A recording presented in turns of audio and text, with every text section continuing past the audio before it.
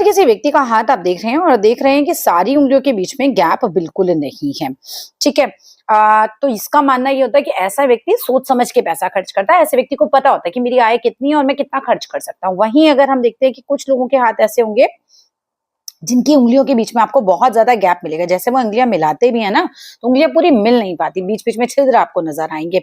वो छिद्र वाला हाथ अगर है तो बस मान के चल लेना कि इन लोगों के पास कभी पैसा रुकने वाला नहीं है। ये हमेशा आय से ज्यादा खर्च करते हैं।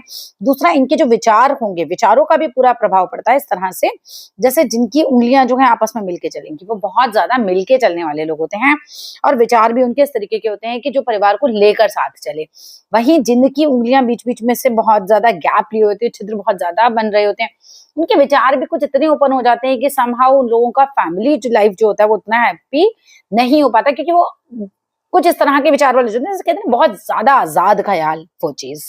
किसी व्यक्ति का हाथ आप देख रहे हैं और देख रहे हैं कि सारी उंगलियों के बीच में गैप बिल्कुल नहीं है। ठीक है।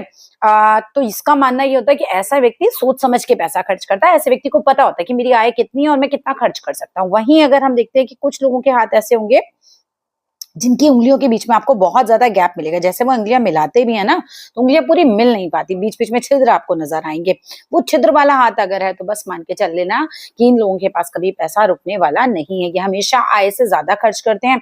दूसरा, इनके जो विचार होंगे, विचारों का भी पूरा प्रभाव पड़ता है इस तरह से, जैसे जिनकी उंगलियां जो है आपस में मिलके चलेंगी, वो बहुत ज्यादा मिलके चलने वाले लोग होते हैं। और विचार भी उनके इस तरीके के होते हैं कि जो परिवार को लेकर साथ चले।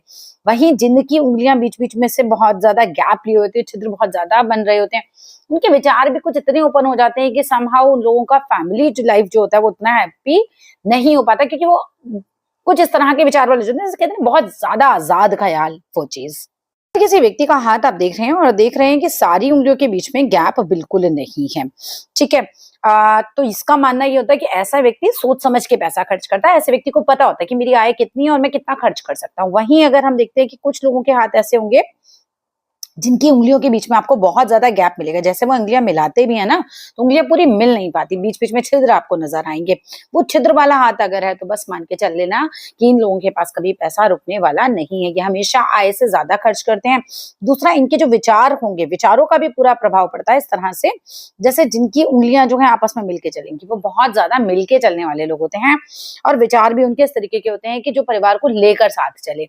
वहीं जिनकी उंगलियां बीच बीच में से बहुत ज्यादा गैप लिए होती है, छिद्र बहुत ज्यादा बन रहे होते हैं, उनके विचार भी कुछ इतने ओपन हो जाते हैं कि समहाउ उन लोगों का फैमिली जो लाइफ जो होता है वो उतना हैप्पी नहीं हो पाता, क्योंकि वो कुछ इस तरह के विचार वाले जो होते हैं, जैसे कहते हैं बहुत ज्यादा आजाद ख्याल वो चीज।